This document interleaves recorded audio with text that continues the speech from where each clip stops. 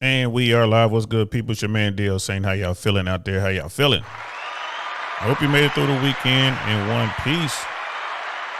I know I did. Um. So yeah, how y'all doing, man? Happy Monday. Let me do what I always do. Let me check the sound, make sure everything is good. I haven't really done anything all weekend, so I want to just make sure that I'm on point. Y'all know how it is. Always got to pull it out. See if I can hear the sound effects. And I know I'm good. And we are good. Man, so hope y'all had a good weekend. I had a pretty decent weekend, man. Brother Andrew's in the house. What's good, bro? How you feeling? You know what I mean? Welcome. You know what I mean? Hello, General. Appreciate that.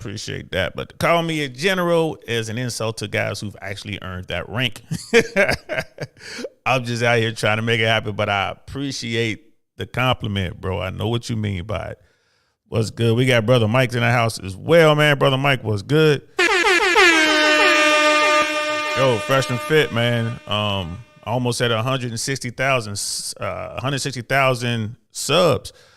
Bro, you know what that means, man. That means that that 1 million party is coming, man. Get ready. Hope to see you down there in Miami. For real. I'll be looking for you. You know, I'm going to definitely be down there. Man, again, I hope y'all are doing well. Hey, man, I'm looking at what's going on out there, man. Everyone's talking about Andrew Tate and the Piers Morgan interview on Piers Morgan's Uncensored. I talked about it early on when the clip came out, and then, I've seen the whole video. The entire interview. Oh man, I mean, you know,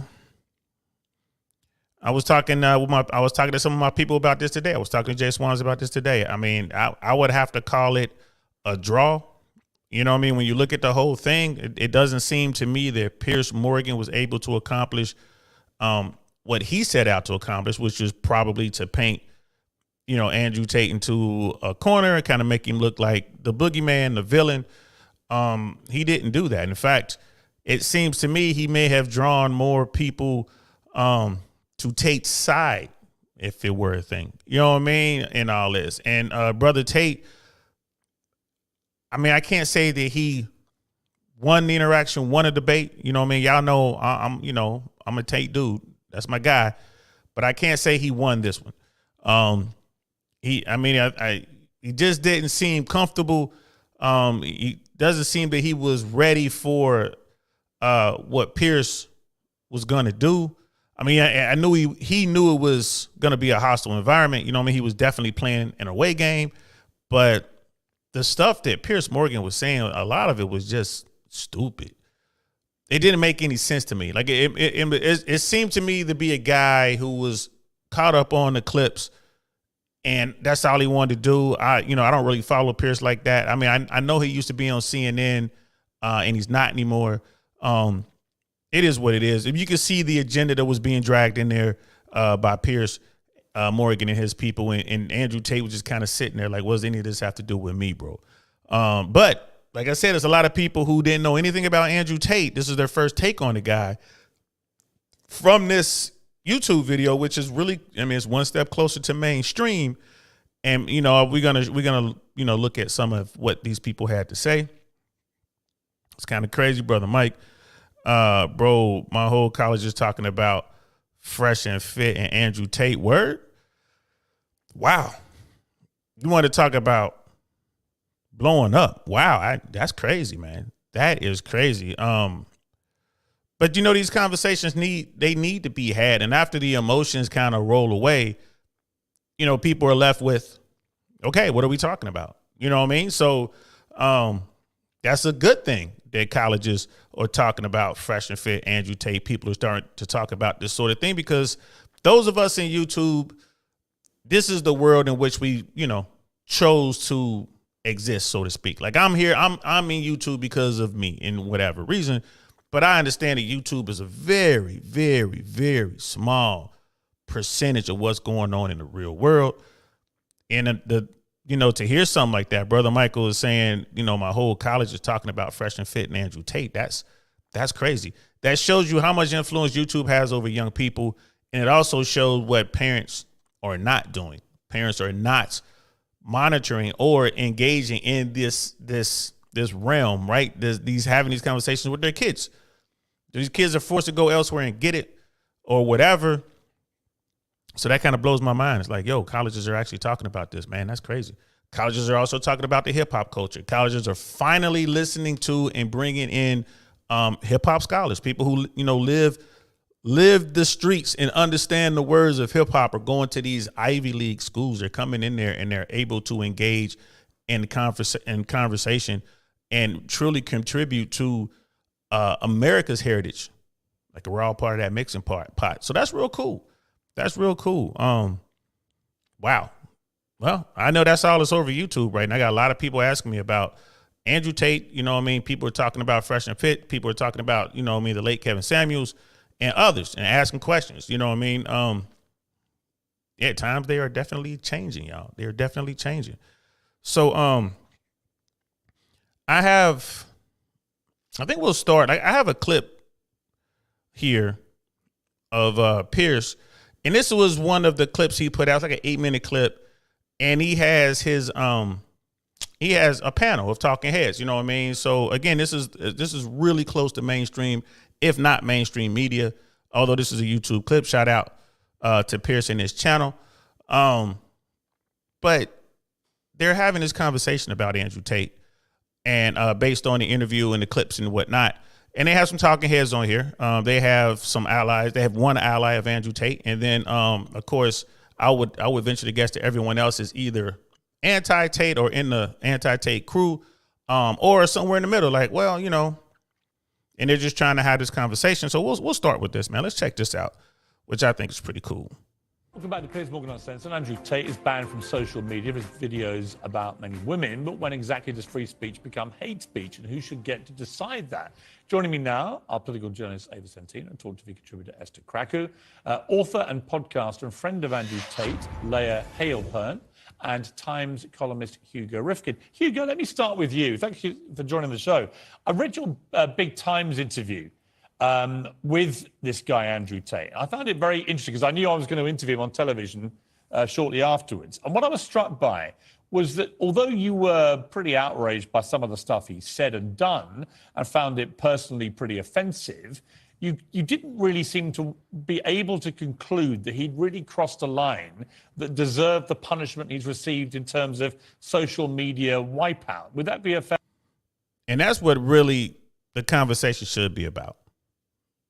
I mean, right there, what he said. Like, we have corporations who are deciding what you get to hear and what you don't get to hear.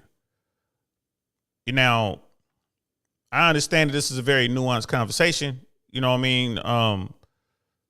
Piers in this particular program is in the UK, as I understand it.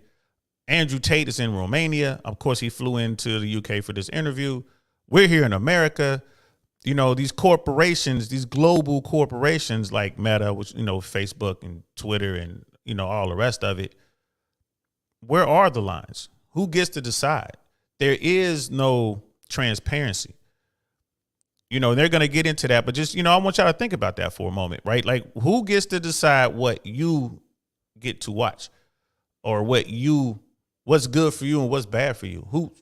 Aren't you a grown up? Yeah. Like, for the grown ups, like you need somebody else. You need me. You need Uncle Saint to tell you what you should and shouldn't watch. Right. So let's check this out. Fair categorization? Yes, I wasn't convinced because I'm not quite sure what debate we're having here. It seems a given to me that there would be no place for Andrew Tate on a normal, conventional media outlet. They're not going to give him your show. They're not going to give him my show on Times Radio. That wouldn't. Not yet. These corporations are about making money, right? That's at the end of the day, that's what they're into. The bottom line is making money. Look at what's going on with late night television on the networks, man. It's horrible. Late night TV is horrible.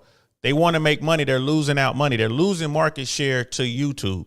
They're using market share to Timcast. They're losing market share to Andrew Tate, to Fresh and Fit, right? And then the people on the other side of that, they're losing people to the Andrew Schultzes of the world and his crew. And then you got all those guys who were definitely anti-Tate in the Twitch world.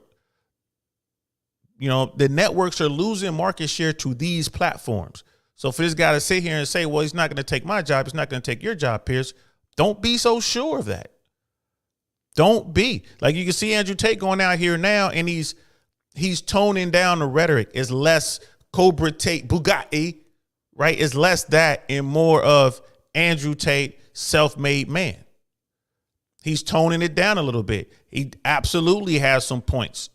You know, Piers was trying to tell him, you're saying women are property. And he was like, well, if you're using the clip that came from this 2-hour long form interview in which we were talking about with the Bible views as marriage and who belongs to who, he has the point there. They didn't get a chance to argue that, right? And from what I understand, Piers Morgan is supposed to be Christian, but he's been divorced twice. So how Christian are you?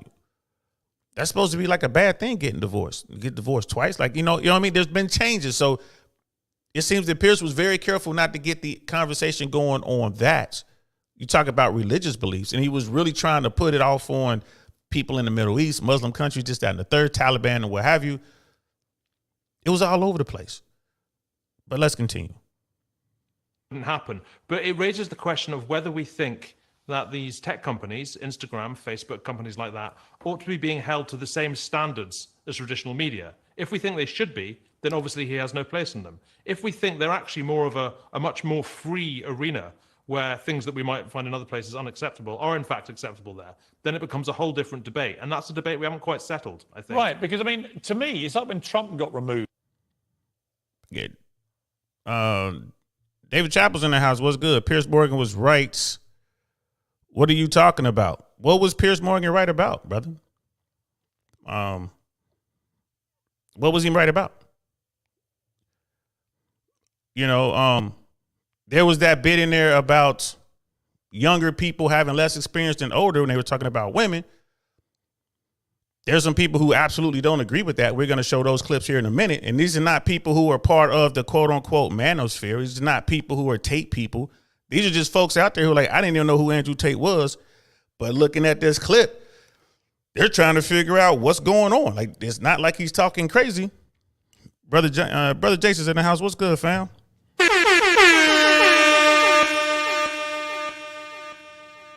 You know, and this show is definitely, you know, I encourage participation. If people out there have some, you know, comments or whatever, yo, there's the link. You know what I mean? Just cam up. You know what I mean? Let me see you before I bring you on. Just make sure you're not, you know, some bot or troll or whatever. I want to make sure I see a human behind that. But then I can bring you up. You know what I mean? You can have your say, or you continue to text it in there. Yeah, Brother Jason's in the house. Good to see you, bro. Looking at them Detroit Lions, bro. Got my eye on y'all, man. Got my eye on y'all. David, Andrew Tate uses Islam trying to send his message about women. Andrew Tate's a Christian, man. He's not Muslim. He's a Christian. I mean, if you consume anything about Andrew, any of his content, he says that up front. He talks about Islam, right? He talks about how serious they take their religion, right? And I mean, it is what it is. You know, and being a military dude, I got my take on Islam. You know, I'm not about that life. I'm not about a religion running our way of life. I am about freedom of speech. I'm about freedom of expression. I'm not trying to be run by the church, anybody's church. That's, you know, my personal take on it. But Andrew Tate's not Islamic whatsoever. I would challenge you to go out and find some of it, you know, go look at some of his things. You know, he talks about how they do business, and he said he admires some of the stuff that they do, but it's not like he's converted or, you know, is on his way to go live in Iran or Iraq or Pakistan in the hills somewhere in the mountains. It's not saying any of that. And when they were having a discussion on the whole property thing, you know what I mean? You can go look at King James Version of the Bible. You can go look at the Torah, or you can go look at the Quran. This is pretty much all the same in all three books. You know what I mean? Like, it is what it is. But it boils down to preference. We're going to get into that. You know what I mean? We're going to definitely get into that, because even his own panel that he brought up there was only one person on the panel who had a problem with, well, I guess two, you know, count Piers Morgan as well. But there's one person who was a female on the panel who really took exception to Andrew Tate's words, whereas the rest of them were like, well, you know, maybe he could have said it better, but we get his point. Not agreeing with the point, but they get the point. Brother Jason, they should ban Piers for his horrible interviewing style. They can't. That's funny. I just watched a few more of his joints, and he do the same to everybody, which I gave him points for being consistent. I was talking to folks, and they say, yeah, that's how he gets down. When he, the Trump interview, same thing. Jordan Peterson, same thing. That's just, he likes to jump in there and keep you on your toes, well, keep you on your heels. You're trying to answer something, and he jumps in, he cuts you off, kind of destroys your train of thought and all that. But Brother Jason, if you know that going in, you would prepare for that, right? And this is why I call it a draw. Like, Brother Tate it didn't seem like he was prepared. Now, I don't know what his mission was. See, that's the one thing. I don't know what his mission was in taking this interview. Like, did he want, like, is there something else going on? Did he, in fact, accomplish his mission in this interview? His mission might have been just to get the views up, just to get the conversation going. If that is, in fact, the case, then okay, maybe a mission accomplished. But he just seemed to be really back on his heels and it didn't seem like he was ready for Pierce's style. And he was just kind of like the whole time, it was just like on the defensive, like, oh my goodness, he couldn't even make the points that he wanted to make. You know what I mean, David? Andrew Tate is clearly unprofessional in debates in person, easy to talk behind a screen. Easy to talk behind. Andrew Tate is clearly unprofessional in debates in person, easy to talk behind a screen.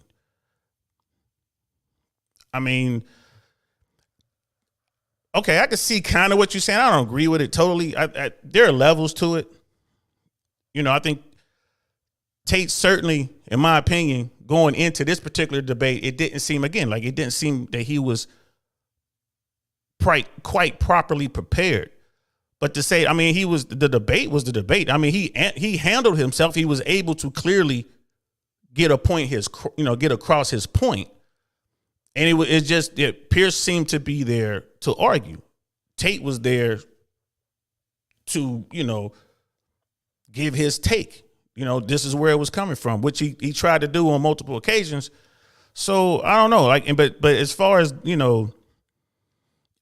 unprofessional, maybe you can take that from some of the other platforms that were less prestigious, let's say, that were further away from the mainstream. It was more of a conversation.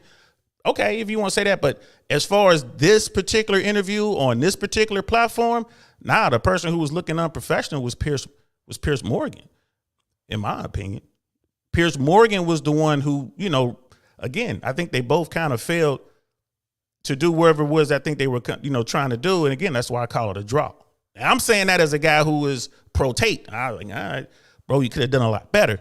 And we're going to get into that here with some other content creators. We're going to look at some more stuff as we, continue on. But yeah, I don't know. I would say that not being a person who has consumed a lot of Piers Morgan's content here, again, I haven't watched him since he was on CNN. How long ago was that? So apparently, Brother Jason was saying this is his style. So if this is how he gets down, okay, that's how he gets down.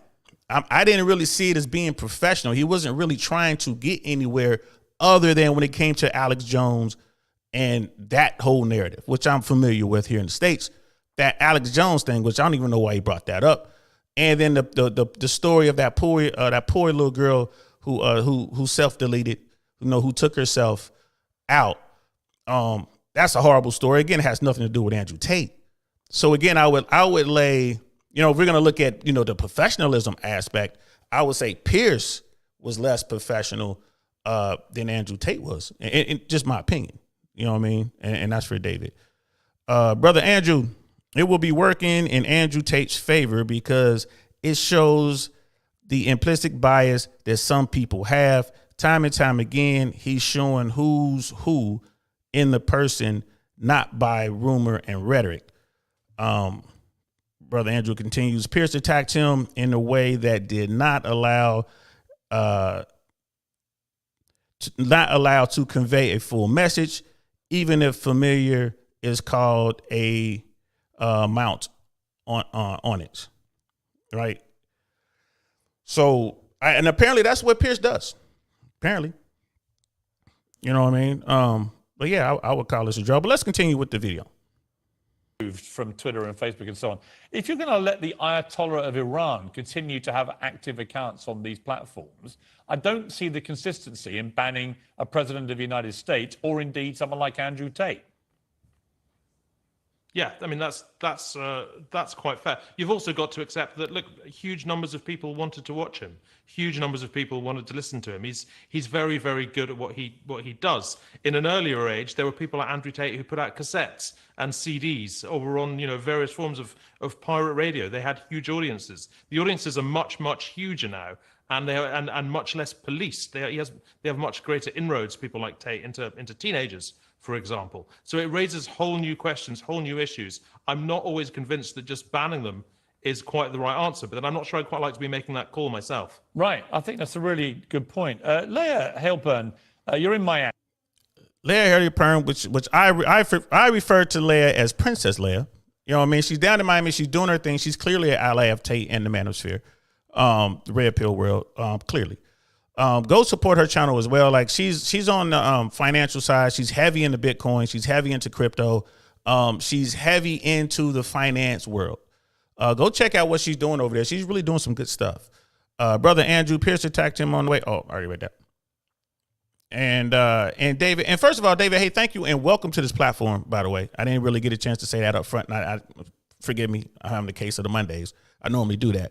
Welcome to the platform, and I do appreciate you taking time to not only watch but to interact. You know what I mean? I enjoy having these type conversations. I really do. So shout out to you, bro. Let me get you. You know what I mean? Shout out to you, brother David, for coming on here. And yeah, I do that when I holler at people and I see that they being real and they being what's up. I will call them that brother and sister. So I christen the brother David. Arise, brother David. So Andrew Tate might mean good, but his fans are clearly people who take it to an extreme, which is bad for females. Okay. And brother David continues, good thing he got banned. So as far as we'll address the ban part first. He's banned, yet he's all over social media still. So did he really get banned? We're talking about him right now. Right now. Not only are we talking about him, but mainstream media. And I would offer this up as a suggestion. Like, again, I'm a Tate guy. But if I wanted to stop Tate, I wouldn't ban him. I would flood his stuff. I would just let him do what he's doing in YouTube and just let it rock. But when you ban him, it forces everyone to talk about the guy who got banned on social media. It forces people to talk about it. So in fact, you're pushing him further than he ever could have gotten without you. You know what I'm saying? Instead of having just one Bugatti, it's going to have three of them. Like, you know what I mean? Shout out to Mr. Organic, three of them. Because now everyone's talking about it. You know what I mean? But like, and for Brother David, let's jump to the first part. He might mean good, but his fans are clearly people who take it to an extreme, which is bad for females. I get what you're saying. I wouldn't limit it to just females though, my brother, because Andrew Tate's message is not anti-female. And that's one of the things that Piers did in his interview that really hurt him. He kept trying to just, you're misogynist. You have a contempt and or hatred of women, which he does not. I have met men who hate women. And I'm here to tell you, them dudes are miserable and dangerous. Tate's not one of those guys. You dig? My opinion. It's my opinion. I agree with you that there are people out there who take this and they run with it. They can't distinguish between the top G, you know what I mean, and Andrew Tate and his message. They can't distinguish the two. You're right. And then when you get to the younger guys, the young adults, or even like the kids, the minors, they need male leadership, male and female leadership. There should be people sitting them down. Like if my daughter was to stumble onto this content, I would sit down with my daughter and explain to her what's going on. Just like I sit down and explain to her what goes on in history. Like she's sitting around learning about the 7 Years' War. We sit around, we talk about that. We talk about the empires of the day. We talk about slavery. We talk about war. We talk about what war is. You know what I mean? War is nothing but killing, ladies and gentlemen. That's all it is. Right? Whoever kills the most people and conquers the land gets to tell their story. Period. So I sit down with my daughter and I let her know these things. It's pretty bad. There are bad people out there. There are good people out there. Sometimes good people have to do bad things. Sometimes bad people do good things. All these things you have to tell our kids. So if you got young guys out there watching Andrew Tate and they run around talking about this top G stuff, right? And you got to sit them down and let them know what's going on. So Brother David, that would be my pushback on that. And it's not just bad when you have people out there who take these messages the wrong way. It's not just bad for one segment of the population. It's not just bad for females. It's bad for everyone, bro. It's bad for every male, female alike, black, whites, the alphabet clan, everybody. This is bad, period, man. It's bad. So, you know what I mean? We have that lack of male leadership out there. We need to tighten that up. You know what I mean? I would suggest to you, Brother David, that you would talk to these young guys if you hear these people like you're doing now. We're having this conversation now. This is what helps. This is what helps. You know what I mean? If people won't listen to you, right, you can tell them to come on this platform like, yo, go holler at DL Saint. And I'll tell them like, yeah, Brother David's right about that. That part right there. You know what I mean? You're taking it the wrong way. Right? Absolutely. I would agree with that, bro. You know what I mean? Brother Andrew, spell check messed me up on Piers on the same situation he's on, called him out for the way he spoke to Tate. Yep. Foxtrot Sierra, Brother Frank's in the house. Foxtrot Sierra podcast. Know what's up. I'll be over there. I will be over there tomorrow around 6:30 Eastern time. Don't tell nobody, y'all. I'm gonna pop in on there and see what's going on, man. I plan to just, kind of do a pop in. We're gonna talk about I think we're gonna be talking about Pearl Harbor. You know what I mean? And get those likes up. Thank you very much. So I'm gonna do that, y'all. Make sure y'all come and support. And Brother Andrew, they made him a messiah. Once again, mainstream media has pushed that which they try to stop indirectly. I have to agree. They have done that. They have done that. Like it's there's good and bad to everything. I think the good in all this is it's opening up this conversation. Like Brother Mike said at the top of this show, colleges are, universities are talking about it now. Young kids are talking about it at the highest level. Grown-ups are talking about it. Mainstream media is talking about it. Tate, it's just a matter of time before he hits CNN. He's already done Fox. You know what I mean? Like I said, Vice News has done I think they're currently putting together an expose on him. They've been embedded with him and his brother. This stuff we're going to continue to see more Tate. You know what I mean? More and more of Tate, even though he's canceled. Why are we going to see more Tate? Because he's been canceled. You see how that works? You know what I mean? There are a lot of people out there in YouTube and out there in the real world, mainstream media and all that stuff, just with messages that I don't agree with. I just don't listen to them. You know what I mean? I don't support them. I don't listen to them. I give them no, like the young kids say, I give them no energy. They're there, but I don't pay attention. I would suggest you do something like that. The fact that so many people have gravitated towards the Andrew Tate and this particular message, of course, that's going to be talked about more and more moving forward. So I would say definitely it backfired. And Brother Frank, PBD podcast episode of Tate hasn't been taken down yet. That should tell you something, absolutely, and it won't be taken down. That's, Patrick Beck David. Shout out to Patrick Beck David. Valuetainment, what's going over there? Saucecast, man. Shout out to Vinny O'Shawn over there doing their thing. And Jebediah. All those people over there, Valuetainment, salute. Keep doing what you're doing. You know what I mean? Patrick Beck David, Brother Pat, Air Salt, pulled himself up from nothing, built himself into a multimillionaire, can do nothing but respect that man, right? My only pushback to him is you should have gone to airborne school, Pat. Should have got them wings, bro. You got kind of them wings. You went Air Assault. It was 101st. Thank you for your service, bro. But outside of that, yes, Patrick Beck David went all the way over to Europe to have this interview and put it up, and it's still up. And it's not going anywhere. It was a very good interview. You got to see what Andrew Tate thought about some things and whatnot. It is what it is. People, this sort of stuff should be heard. You know what I mean? So yeah. And Brother David, again, thank you for coming through, bro. A lot of people don't have courage to come and have these talks, man. And there are a lot of people won't even let you have these talks. You come on and they start, screaming craziness and this and that, and then the mods will lock you out and all that.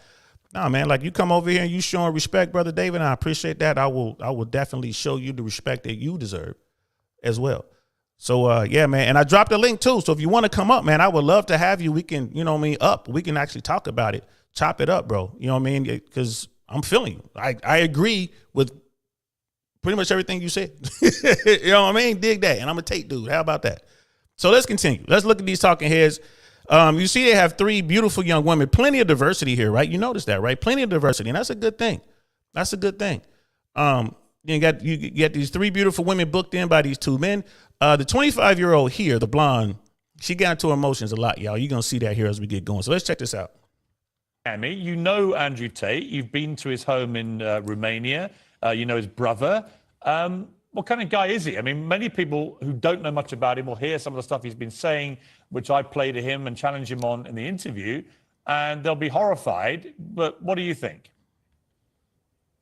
He's an incredibly intelligent man. I think what he's doing is very important. Right now, there's a huge war on masculinity. Men don't really have any kind of role model that they can look up to.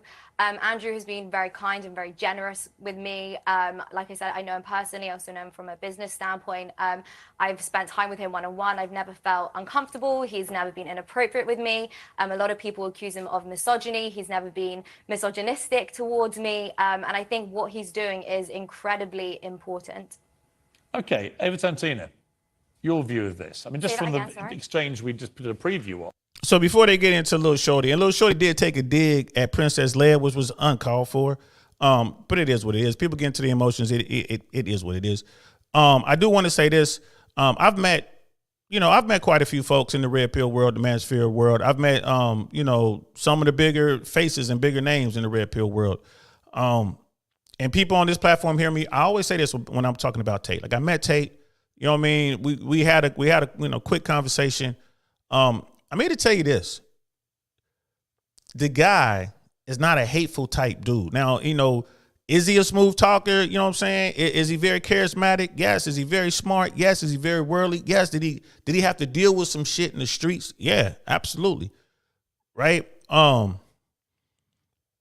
the encounter I had with him, I tell you this about a lot of people when it comes to this type of thing, like fame and clout and this kind of shit, right? On camera, they'll be one way, right? You see your favorite actor, you think of whoever it is. On camera, you know what I mean? When they scream action or in the limelight, they're one way. When those cameras go off, their true self always comes out, always. And it's instant. Right? Denzel Washington is a cool guy on camera and off camera, right? Really, really cool man. I'm lucky enough to bump into him as well. George Clooney, that's another one. Extremely cool guy. You know what I mean? On camera and off. Yes. But the majority of people I bumped into in Hollywood, I'm not going to say majority, but I'm going to say a good 45%, 50%, close to just under half of the people that I've bumped into that are, celebrities, directors, got that kind of clout. Assholes, bro. Asshole. You know it the instant you meet them. Oh, this dude. You know what I mean? Oh, this chick. For real. Tate wasn't like that, man. Sat there for hours on this live stream for hours, got up, was like, yo, very cordial, extending his hand to everyone, treating people the way he wanted to be treated, with respect. I just want to throw that out there, man, because there's a lot of dudes in the manosphere that I won't say that about. There are a lot of dudes out there, big names in the manosphere that I won't fuck with personally.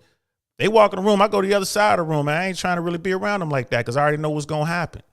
They going to say some fly shit and it's going to go down. You know what I mean? So I just wanted to throw that out there.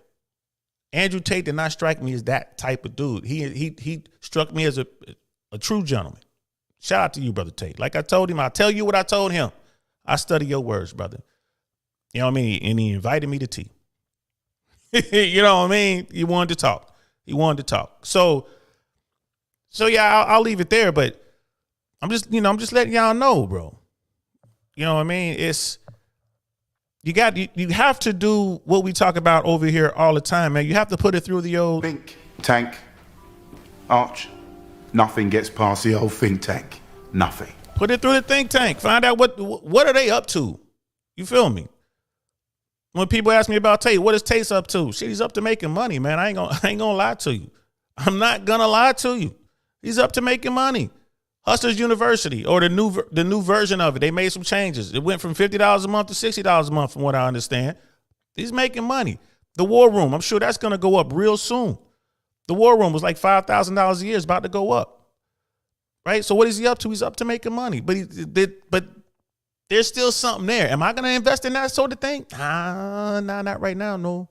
I don't see the value for me. But am I knocking the young men out there and the old men out there who are investing in this? No, I am not. I am not knocking it. I'm not. I understand there's struggles out there. No one's speaking to the male struggle right now. No one. It's tough out there. It seems that the world simply doesn't give a shit about men until it's time to fight and die. I know about that. I trained to do that.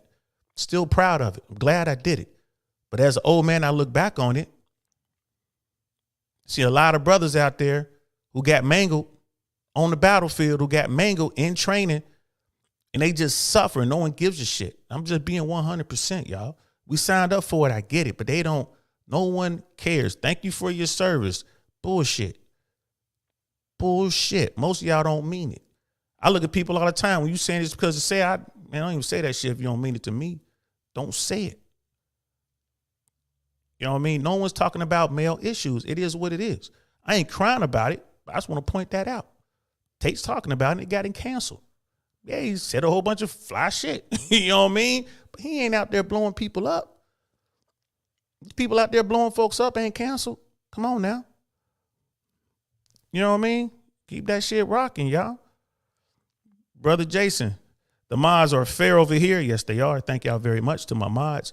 Because my trigger finger was itching. Yeah, we ain't got to pull nobody's card, bro. I want them to talk. I want to hear it. Now, if they get fly, y'all know what to do. You know what I mean? It is what it is. But if it's, I like having open conversations. I really want to talk. Let me hear it. Shit, bro. This is the freedom we fought for right here. This is what it looks like, man. Let's chop it up. You know what I mean? Let's talk. And we'll find out that we probably agree with a lot. We probably got more in common than we disagree on. I guarantee you sit down and talk to someone, man, devoid of emotion, just sit down and have the discussion. I bet you discover, like, man, we agree with a lot. I don't agree with that, but I agree with all this other stuff over here. We can build on this. And you can continue to make the argument on that. I tell Trumpers all the time, man, all right, convince me. Make me a Trumper. They can't do it. They can't even they can't even have a conversation with me. They can't. Because they know I'm going to ask them about some shit. They're like, oh, well, that's your team. All right, fine. That's your team. Get down. But, you know what I mean? Don't come over here because I'm going to ask you some real questions. You know what I mean? So, yeah, I talk to folks. Yeah, shout out to the mods for sure. Y'all, you know what I mean? That's what it is. Shout out to the blue Batman lunchbox. Yes.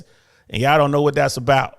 You got to go back and watch Andrew Tate's long form content. He talks about that blue Batman lunchbox on the Fresh and Fit podcast a couple times. It's a really good story behind that. Really good story. The Rock is cool. Yeah, I like The Rock. But let's keep going. Where he says he prefers 18, 19-year-old women to 25-year-olds. I think you're 25, aren't you? But, when he generalizes about 25-year-old women in the really, I thought, pretty repulsive manner that he did in public, I think that is misogyny, actually, because he's branding a whole category. But that's not misogynistic. It's not. That's not contempt for women. That's not contempt or hatred for women because you make a statement about some women, just like they make statements about some men. No one talks about misandry. No one. Again, it goes to the points I was making earlier. No one gives a shit about male issues, male problems. No one cares. No one, to include me. I ain't give a shit up to a few years ago. I didn't care about other dudes. I was just telling like, man, you better quit crying. Get up. Push forward. You know what I mean? Be a man. You know what I'm saying? Man up. I was to say that shit too. But now, yeah, there are issues out there that dudes wanted someone to talk to them about. And I get that. But yeah, it is not the contempt of or hatred of women if you say that I don't like blondes or I don't like short women or I don't like whatever. That's a preference, yo. That's a preference. But let's listen to a little bit of this. Women in a very offensive way. I think it's close to misogyny. I think it's actually more. And even she said, I think it's close to misogyny. So she understands the definition of the word. She's like, it's not misogyny, but she's getting to another point about sexuality. So let's listen to this.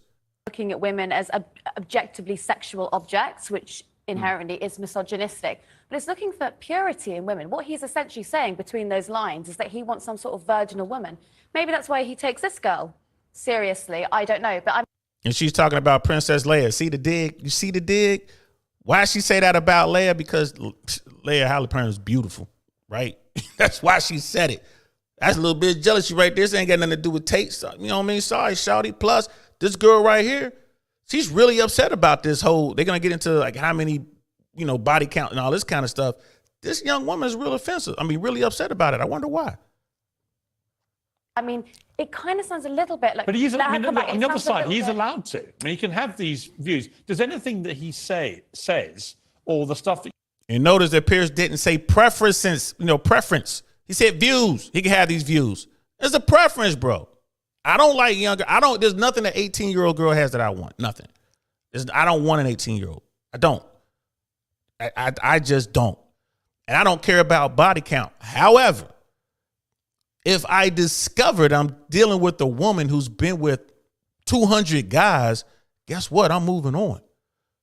I'm moving on. Don't put it in my face. You know what I mean? And women understand this. That's why they will never tell you their body count. They'll give you some numbers, but ain't nobody going to tell you the truth. They're not going to tell you the truth.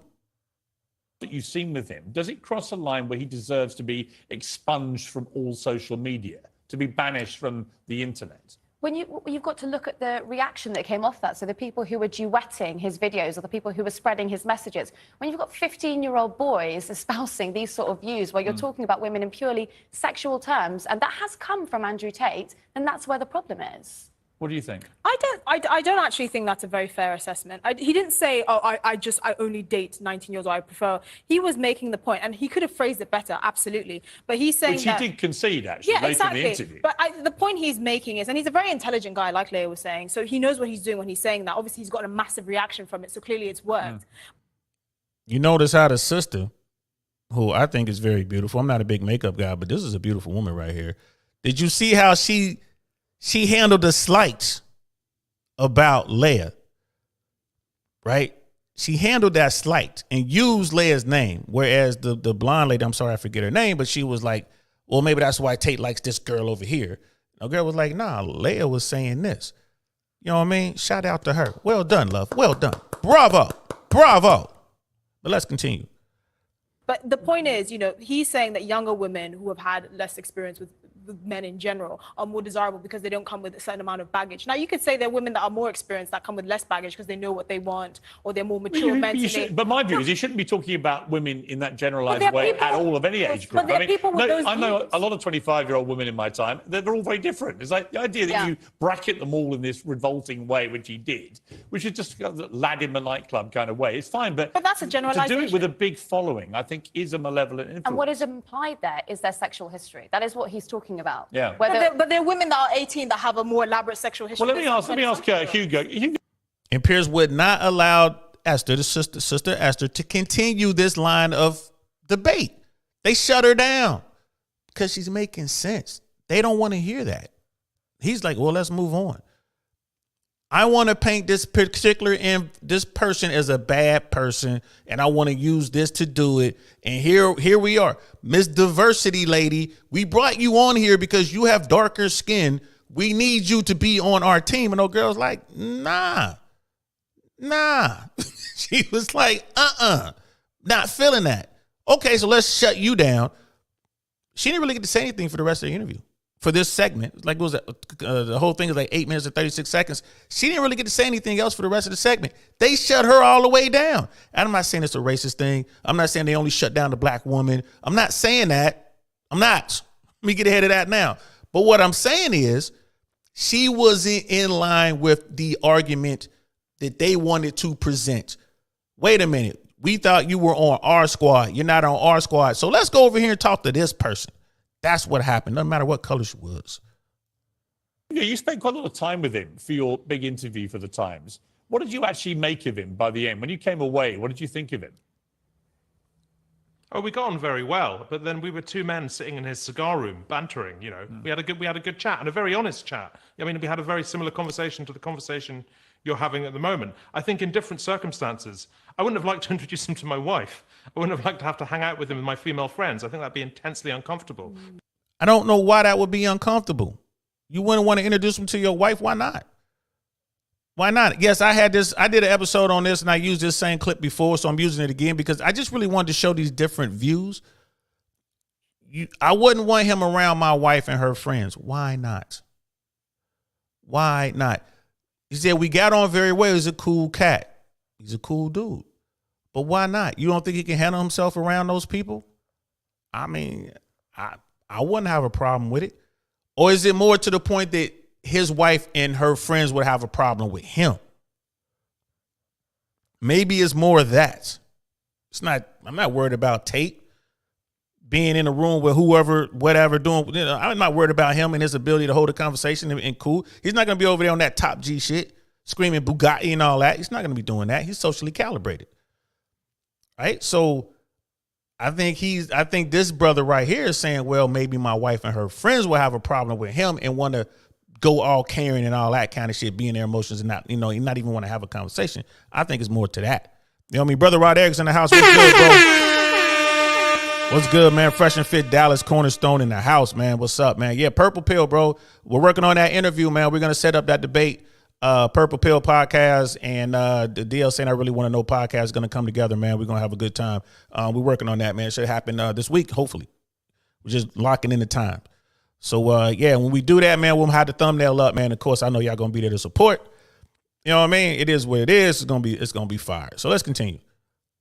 But I noticed the way that at the moment, what we're doing, we're debating whether or not he's nice, whether or not the things he thinks are nice or right. What we're not debating is whether or not they should be allowed. Right. And I think it slightly worries me that we've drifted into thinking those are the same debates. I agree. When did we already become the moral arbiters for whether people should be allowed a social media platform? I mean, let me go back to Leia. I mean, to me, you might find Andrew Tate's views offensive, unsavory, misogynist, as I did on some occasions with him, although he made some concessions in the interview. I'm not sure by the end that I concluded he'd done anything really so heinous he deserved the punishment he's got. That was my real conclusion, if I'm honest. Yeah, I don't think he said anything wrong. I think all he's doing is talking about reality. And I don't think it's misogynistic to say you prefer a woman that's 18 versus 25. It's literally just a sexual preference. It's the same reason why young women prefer older men. Just to jump in, I don't think... And you see how emotional and upset the 25-year-old woman on the panel is. You heard her. Oh, God. She's trying to get an argument. No one on the panel is going to argue with her. No one. Like, are you kidding me? Right? It is a preference. It is not misogynistic. It's not. It's not. And even on the full interview, when you watch it, Piers said it. He told Andrew Tate, if you have any disparaging or any bad things to say about any segment of women, then you're talking about all women. And that's misogynistic. It's like, bro, what? Really? Really? You can't be serious here, homie.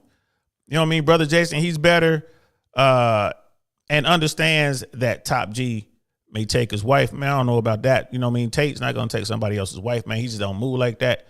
You know what I mean? The problem is these women might come after him. You know, we've had these talks, and it's not the topic of this particular live, but I'm telling you, man, there's a lot of women that go out there. A lot. You know what I mean? What's the overall percentage? I don't know. But there are a lot of women in certain circles, and circles that I move, they go out there, man, and they getting it in, bro. And later you find out that they're married or whatever in a long-term relationship, and it sucks for the dudes on the other end. Like, yo, I didn't know that. You're not wearing a ring. What's going on? They're like, you're finishing up, and they're in the hotel room putting their ring back on and all this on the phone with their husband or boyfriend. Yo, what are you doing? Oh, it doesn't matter. I mean, this was just fun. You know, good game. This is the girl saying it. So, I mean, it is what it is. That's, you know what I mean? So now Tate ain't out there running around trying to take anybody's wife, man. Trust me on that. You know what I mean? Miss AKA ladies in the house. What's good, love? Good evening to you. We'll play this just a little bit more, and I want to jump over to a couple English guys that I found that reacted to Piers. Yeah, but I don't think that's the misogyny. I had this argument with my sons earlier when they saw the clip. The misogyny isn't that he has a preference for girls of 18, 19, and 25. The misogyny is in the way he talks about every woman who's 25, but that's as if they're all the same and they've all been through this tawdry background which he finds so distasteful. That's obviously ludicrous. Well, I think he speaks with a lot of hyperbole. His goal was to go viral. Obviously, as Esther mentioned, not all 25-year-old women have been sleeping with every single man that they meet in the nightclub. So there's always exceptions. But I just think in general, a 25-year-old woman obviously has had more experience than an 18-year-old woman. And some men prefer that. Some men don't like that. And I think that's completely fine. I think what really scares me is the censorship that we see online. On Twitter, there's actually porn on Twitter. You have terrorists on Twitter. And yet a man who's just talking about reality and the real dynamics between men and women. You know what? I got to say, I have to say, Leah, I think you make a good point. I think the Taliban have Twitter accounts. The Ayatollah of Iran, who's threatened to wipe out Israel, has a Twitter account. You know, Donald Trump doesn't. Andrew Tate doesn't. Why? You know, I can't really get a satisfactory response from these platforms. It's a very interesting debate, I think, to be had. Princess Leia got him. Join me, and together we can rule the galaxy. That's it. She got him. One more to our side. One more to the Sith, to the dark side. Princess Leia brought Piers over to the dark side of the Force. Join me, and together we shall rule the galaxy. But it's real talk, though, y'all. It's real talk. She's talking about preferences, man. These people get mad. You know what I mean? They get mad. There's another video I wanted to show you guys. A couple British dudes, a couple English guys. I don't know if they're from Britain or where. Like, I don't know exactly where. I mean, hell, they could be Irish. I don't know. But we're going to look at these dudes and listen to what they have to say, which I thought was pretty cool. And these are dudes who didn't know anything about Andrew Tate. But they don't really sound like dudes. They don't sound like they're really cool with Piers. So I do want to say that. They don't sound like they're really cool with Piers. But they're just breaking down the clip that went out. There's a second clip that went out that was about Andrew Tate and Piers, and they were kind of going back and forth. It was edited and all that. So they're going to be talking about that clip. Brother Jason, not actually take his wife, but display a higher form of masculinity that might remind his wife how weak he is. You should be more like Andrew. Oh, I feel you on that, bro. That's real talk right there, man. That is real talk. That's the thing. That is oof. I've seen that.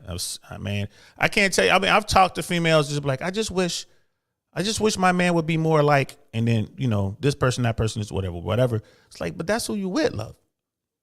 I don't know. I mean, he's changed and this and that. Be careful, fellas. Be careful. And ladies, you too. Y'all be careful too.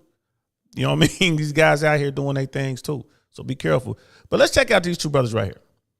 That we're talking about, this is actually a critique of the sort of promiscuous feminist culture in which we live and how it's actually doing women a disservice, right? Because what Tate's saying here is that, look, if by 25 you have had 24 partners, then any other woman who's slightly younger than you becomes more attractive than you.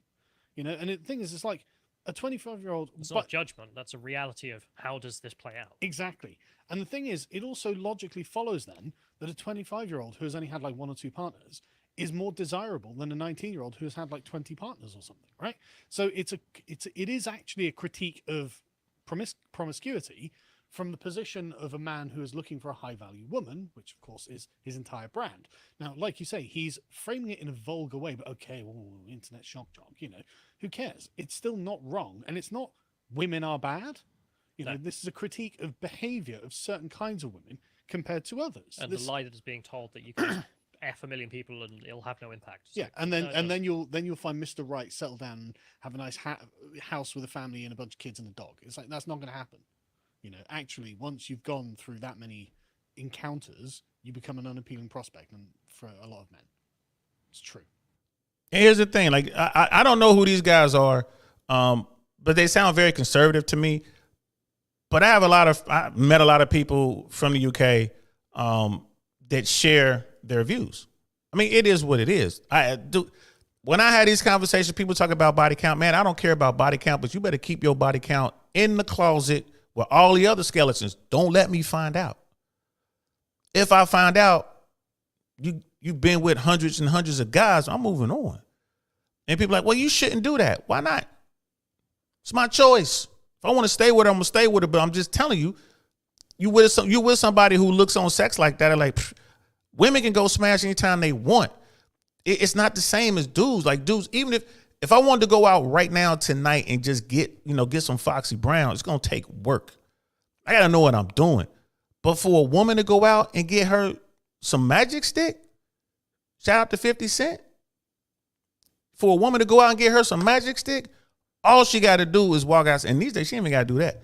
Pick up her phone and just swipe the right direction. She'll have somebody over there ASAP. ASAP. Giving up to Foxy Brown like she want to give it up. That's fine. That's your business. But keep it in the closet. Because if dudes find out, and every woman you talk to, like on these like Fresh and Fit Pop, Andrew Tate said that women should have to wear their body counts on their forehead. Again, one of those statements where I was just like, oh, bro. But I get the point, but I'm listening to what he's saying, and I'm like, oh, man. You know what I mean? Like, oh, man. And then some woman like, well, what if as a man you had to wear your body count on your forehead? Like, dudes would be lying, be putting 5,000 on their forehead. They'd be lying because they understand that getting women is hard. And if you a dude that has a verified high body count, you're not gonna have too much trouble getting women. Honestly, if you got a little game or whatever, there's a reason that many women wanted to be with you in the first place. Brother William, brother Smeebles are both in the house. What's good, y'all? Welcome. What's good to y'all? Salute. Brother Smeebles all the way from down under. You know what I mean? All is well on this end, man. I hope all is well on your end, brother. Let me know how you doing out there, man. What's going on in Australia, man? I know it's crazy. But these two brothers right here, I would say that they are conservative. And again, they don't know, or prior to this, they didn't know who Andrew Tate was. But let's watch a little bit more. And so Piers Morgan, getting his panties in a bunch about this, replies with this. That is misogyny. Why? Because you are encouraging a mindset about 25-year-old women that makes them sound out to be infinitely less desirable than 18, 19-year-olds, and having effectively been having too much sex to be taken in a more respectful way. Yeah. That's not misogyny, Piers. No, there's no misogyny here. That's This is why watching this interview, like, I'm not a big fan of Andrew Tate, I mentioned previously, but he looks so good out of this because of how dumb Piers Morgan is. Yeah. Where you can see the dumbfoundness on Tate's face as he just looks at him going, what? That's not, yeah, I mean, the good quote, why? And Piers has then got to explain in a really fumbling way. He doesn't know why, because it doesn't make sense. You're saying that a woman who sleeps with 30 guys is less attractive than a woman who's only had like 1 or 2 partners or is a virgin. That's hatred towards women. It's like, is it? I don't think it is. Actually, it is. I love watching my English brothers and sisters chat it up, bro. It's just, to me, this is just funny. It's like, is it? But they keep it. Yo, they're like, for real though. Listen to what they're saying. They're like, look, man. And the one guy on the right, he's like, I don't even like Andrew Tate, but it's like, you making him look like a G. You making him look like a G. This is terrible. Yeah, and again, I'll state it again. I call it a draw. I call that interview a draw. I do believe that Brother Tate is going to get better. I do believe Brother Tate is going to build a training camp. He's going to get really up to speed on being media savvy. I absolutely believe that's what's going to happen. By the time he hits the proper mainstream, he'll be ready. Like he'll be ready. So that's just my take on it. I mean, hell, I could be wrong. But that's my take on it. Brother Hayoka's in the house. What's good, fam? Welcome. You know what I mean? Brother Michael Trilstein. What's good, Brother Mike? How you doing? What's good? You know what I mean? So, Trilstein, Fresh and Fit. What's good, man? What's good? I saw a little bit of your interview with Fresh and Fit, man. What's good, bro? If I'm not, correct me if I'm wrong, but you had the 2 beautiful women with you, and like you're doing good, man. What's up, man? Thank you for coming through. I appreciate it. I'll be in Miami soon. I'm sure we'll bump into each other, man. I'm down there often. I'll definitely be down for the 1 million party. I'm sure you're gonna show up. I'm sure you'll make an appearance there, bro. Welcome. But yeah, I call it a draw, and the reason I call it a draw is because Brother Tate didn't. Piers left so many openings that Tate could have just got in there. Like he briefly talked. Piers was talking about the wage gap. Could have jumped in there and did some shit on that. He could have really drilled down on the whole, promiscuous thing, you know what I mean, promiscuity and all that. He could have drilled down on that. I just think that there was some opportunities, some plays left on the table. I'm looking at this first interview as, you know what I mean? Like this is, I think this is Tate's like, okay, I know he's watching it like I watch it. He's doing some self-assessment and he's looking to get better. But I would have to call that one a draw. Brother Jose's in the house. What's good, fam? Yes, we got Brother Michael in here, the Top Jew. Here he is right here, Top Jews in the house, man. Like, y'all go check out that Fresh and Fit episode with Brother Michael, man. It's pretty cool, pretty interesting, man. He talks about how he got his bread. He talks about his lifestyle, and you can see in 1080p, you know what I mean, how, there are different ways of rocking things out. There's different ways of doing it. So shout out to him. You know what I mean? And Brother Jose, Piers Morgan doesn't even, I guess, know the definition of misogyny. He knows it. People want to change it. They want to change the definition to fit their narrative. Most people on the street don't understand. They don't know the definition of misogyny. Most of the people who use that term don't understand that word. They don't know the definition of misogyny. Just like they have no idea what misandry is. Right? It is what it is, but it's one of those go-to words, man. It's one of those words that people use. You know what I mean? When they get into this, they get flustered, like, you're just a misogynist, and then they storm off. You know what I mean? It is what it is. You know what I mean? They don't know. Hell, I didn't know until I looked it up. Why would I know? That wasn't part of my vocabulary. You know what I mean? But they just get mad, bro. So I'm starting to tell folks now, if you're having an argument and you're losing an argument and it's along gender lines or this or that, and you get mad, don't look at someone and call them a misogynist. Just say this. You know what? That makes me mad. And walk away. Just say that. It's like, you know what? That makes me mad. I'm mad because I lost this debate. Bye. Right? Go, and like all the Kung Fu movies, go practice, go grab some buckets of water and walk them up and down the mountain. You know what I mean? Go figure it out. Go learn, work on your technique, and then come back and finish that argument. That's what you should do. Brother Dusto's in the house. What's good? What's good, bro? How you feeling, fam? Scam likely. Brother Dusto's in the house, man. I was lucky enough to me and the brother live in the same neighborhood. Imagine that. We on YouTube live in the same neighborhood, bro. We were watch a little football, man. Got to chop it up a little bit, man. It's cool people right there, y'all. Real cool people. Go support him Thursday nights at 7 p.m. Eastern Standard Time on the Black Man Unfiltered Networks.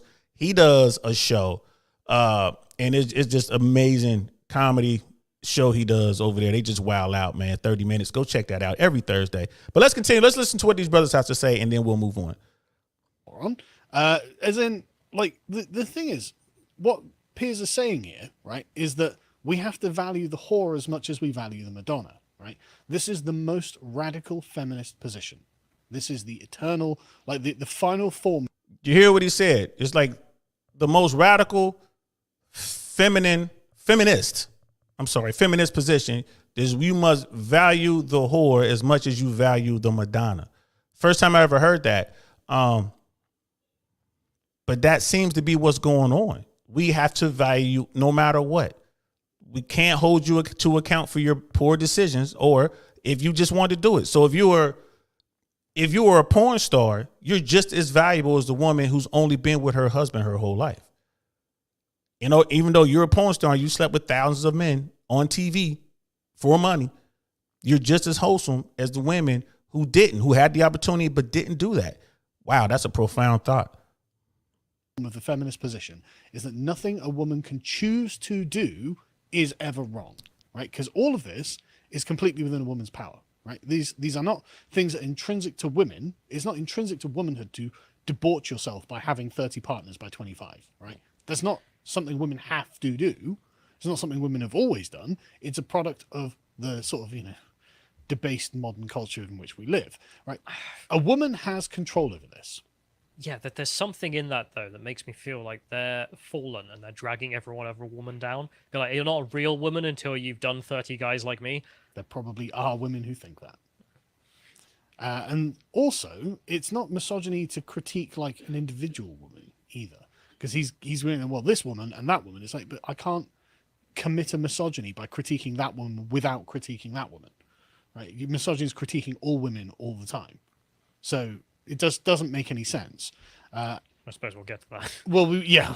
And you think about that, right? It's no problem with, let's talk about women having preferences. There's no problem to say, I want a guy that's over 6 feet. I want a guy that's fit. He has a six pack. I want a guy that's making over six figures, which means that I don't want to date any guys who are below that. And then we say this all the time. When you run the numbers, right, you're talking about, you know, you only want to mess with the top 15% of men. That's in America. If you talk about the world, now you're in the single digits. That's fine. Those are your preferences. Good luck finding him, right? But if a dude turns around and says, I don't want a 304, right? I don't want a woman that's out there, you know, like Trina. Shout out to Trina. You don't know now that's a great song, but there's no way I'm marrying a woman who was rapping that to me. Talking about I done smashed 3 or 4 best friends. You know what I mean? Like, what? You don't know Nan chick. I don't want to say, I don't want to, you know, go over the words or whatever. You know, I don't want to go over their lyrics, but it is what it is. You feel me? Like, it's fine for a woman who's had 1,000 guys to still have these preferences. That's fine. But for her to say, I'm not going to talk to a dude who has a few extra pounds, or I'm not going to talk to a dude who's living at home because he's stacking his money or whatever. Like, he's at home because, you know, he went through the family court system. He lost everything. So he's, you know, resetting, stacking his money, going to get out again. Now I ain't messing with you. You at home. You know what I mean? Or they'll go out and they'll smash a dude who has nothing, but he's like the alpha Chad or whatever, right? Get pregnant by that guy. That guy has nothing, and turn around and lie, go have sex with some dude in the bottom 80 who's making $80, $90, $100,000 a year, knowing she's already pregnant by the alpha Chad, but have sex with this dude because she can go out and get a guy like that. It is what it is. And then tell him you're the father. So she gets the beta needs from this, you know, she gets the beta bucks from this guy, right? She done already had the alpha fucks. Shout out to Rollo Tomasi. You know what I mean? So, but that's fine. We're not going to say that these women are misandrous and this, that, and the third. That's fine. So, you know what I mean? I just thought it was brilliant listening to these guys. You know what I mean? Like, wow, the 304 gets put on the same pedestal as the Madonna. That's crazy. You know what I mean? That is absolutely crazy. I'm gonna drop the link. I'm gonna drop the link again if anybody wants to come up and talk a little bit about it. You know what I mean, brother Heyoka? It's not what they don't know that stops people from learning. It's what they think they know. Real talk. Real talk.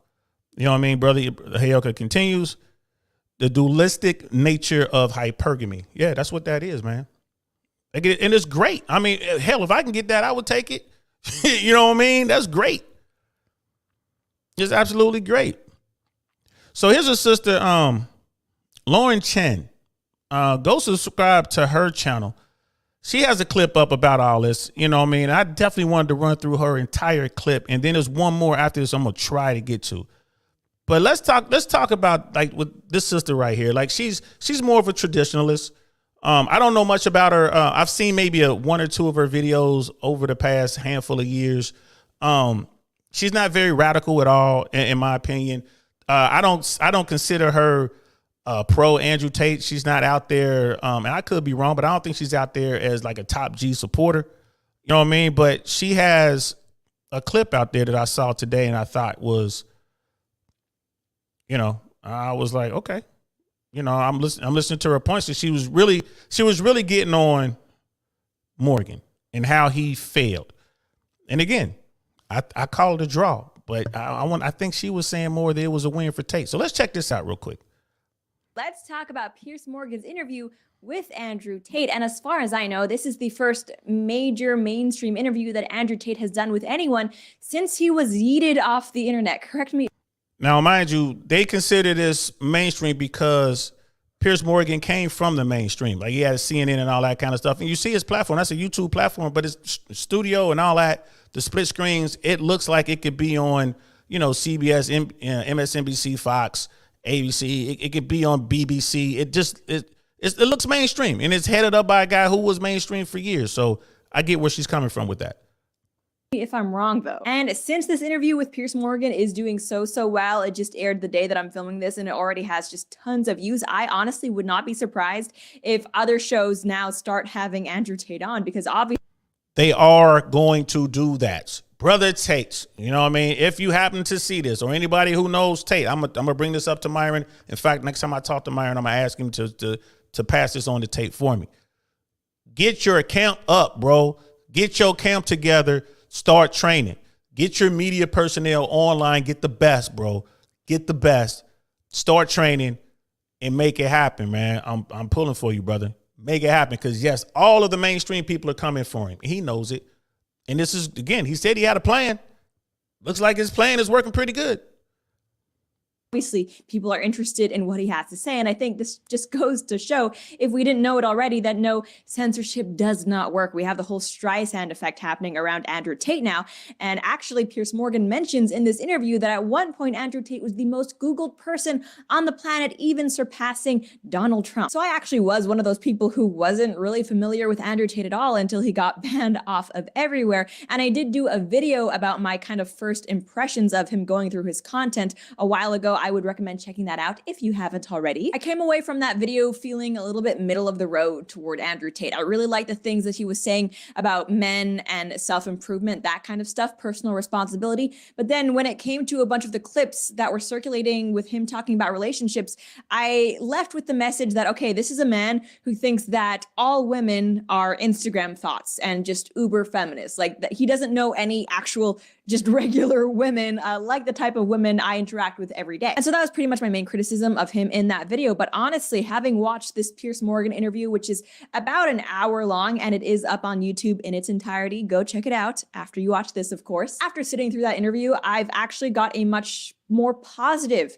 view of Andrew Tate, which I'm not even sure was the intention that Piers Morgan had behind having him on. Because if you've seen this interview, and we will get to the clips in just a second, bear with me, you'll know that pretty much the entire thing consists of Piers Morgan bringing up controversial things that Andrew Tate has said, especially around women, and asking him about that, challenging him about those things, which I think is perfectly fair. If you say controversial things, which even if you like Andrew Tate, you can't deny he has done, yes, expect to be asked about them. And I really do think that Andrew Tate held himself pretty well here and did a good job explaining his own views. Now, some people perhaps...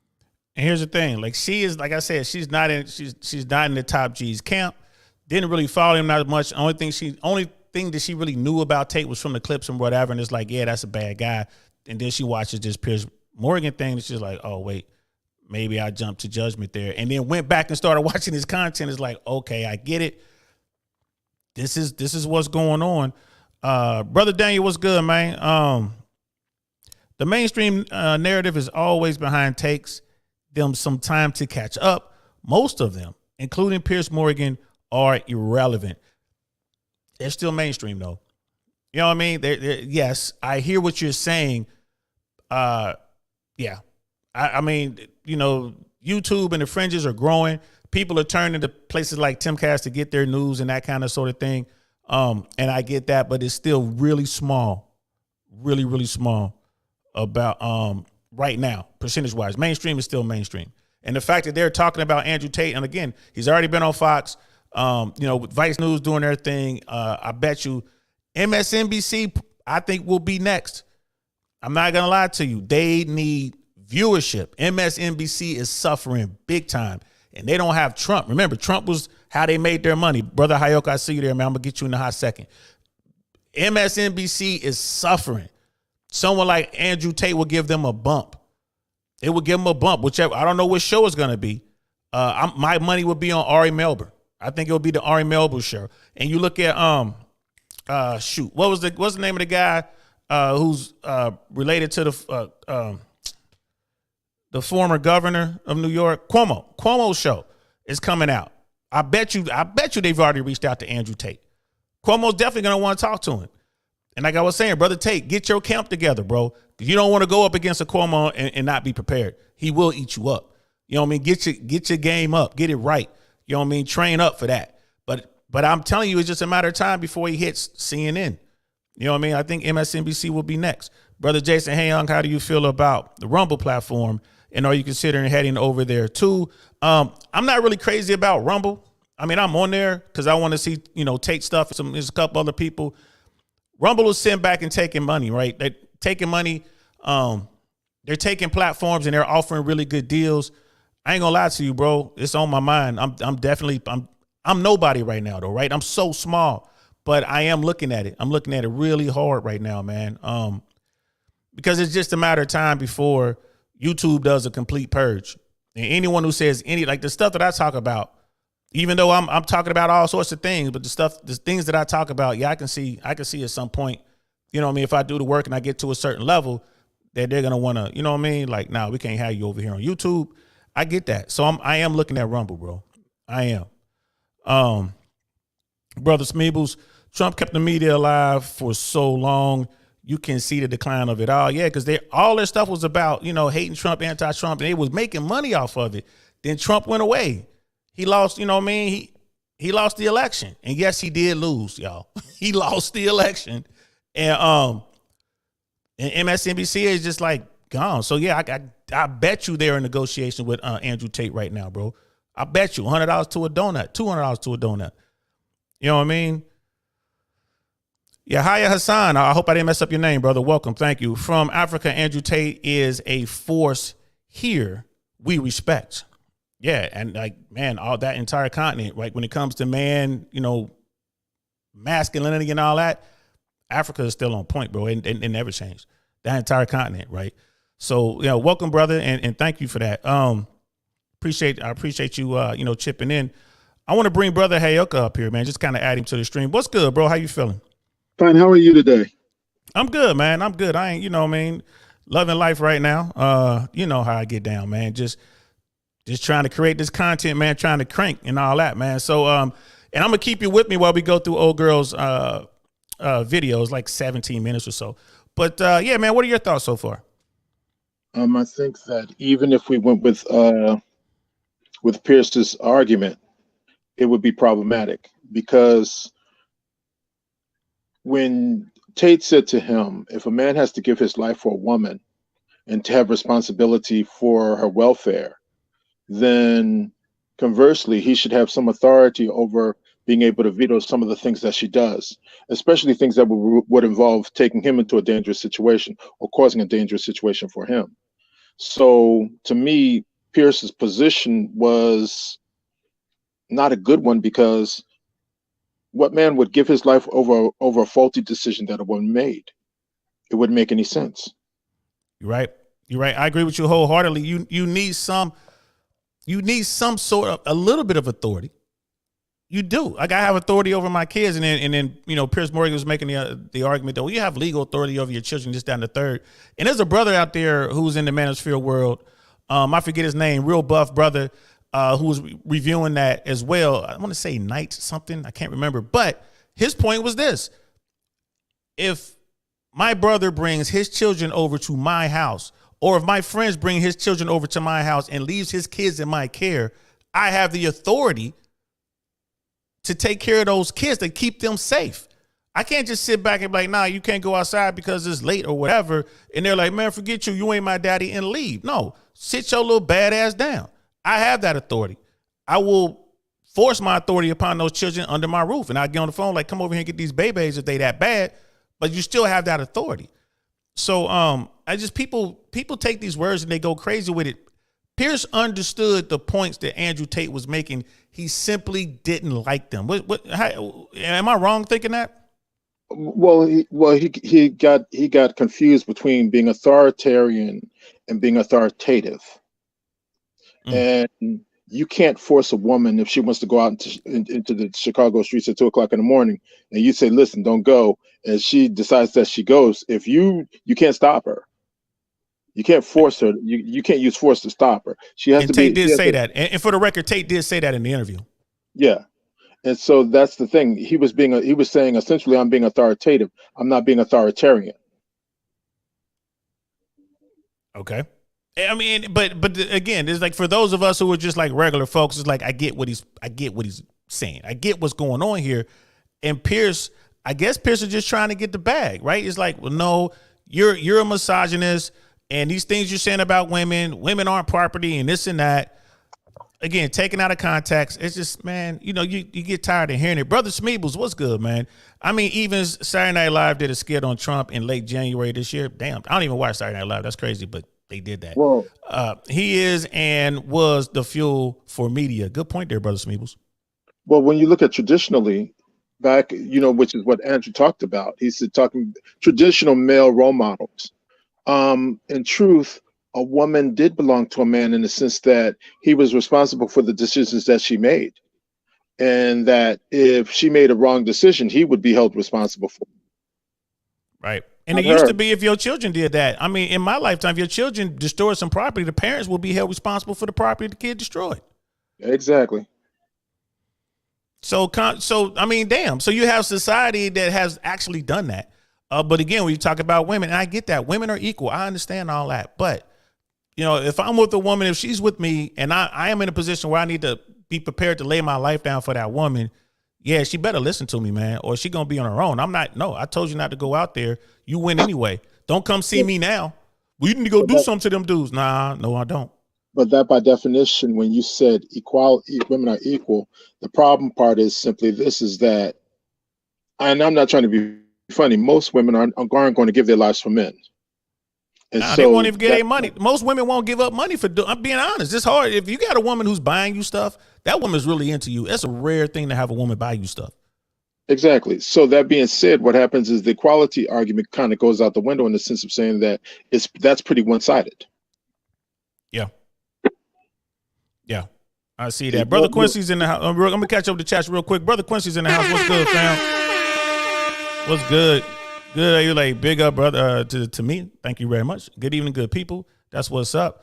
Michael Phoenix in the house. What's good, bro? Good to see you. Welcome. Brother Smeebles, women and children are a direct reflection of a man who is meant to be in charge.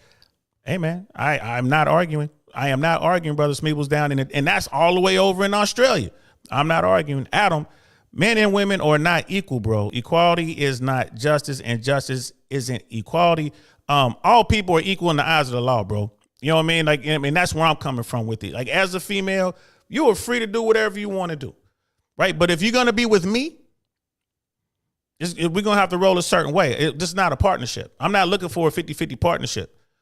You know what I mean? There's certain things that she's going to be better at than I am. And I'm like, cool, you handle that. And I'm going to be better at other things, this and that and the third. But people are equal. It's just women need to understand, if you want to run your household, you want to get your own bag, you want to do all these things, fine, go do it. Go do it. Make that happen. I'm with you. That's what's up. But when you try to flex on me, when you sit around and like, well, you in my house, this my money, bye. You know what I mean? Bye. Good luck with that. Here's a cat. I'm out of here. And that's the problem I think that we're seeing here in today's modern world.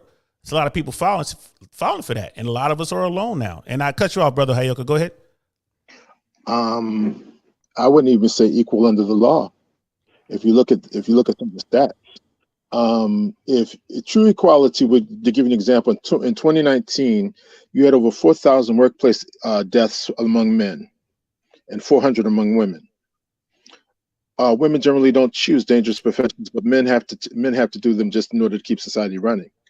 So true equality would be, okay, you'd be looking at 50-50 maybe, or somewhere close to that, and you would never see that. So you're saying for true equality, then, I guess we would almost have to force women into these jobs that they don't want. And would that be problematic? It'd be problematic to force anybody into anything, but they're like I said, there are men in Ukraine right now forced into being soldiers. Oh, same thing in Russia. Same thing. Yes, the conscription in Russia was crazy. The men are fleeing, trying to get away from it. Wow. Yeah. If you say, well, equal under the law, then what happens is, truth be told, they should be taking women too.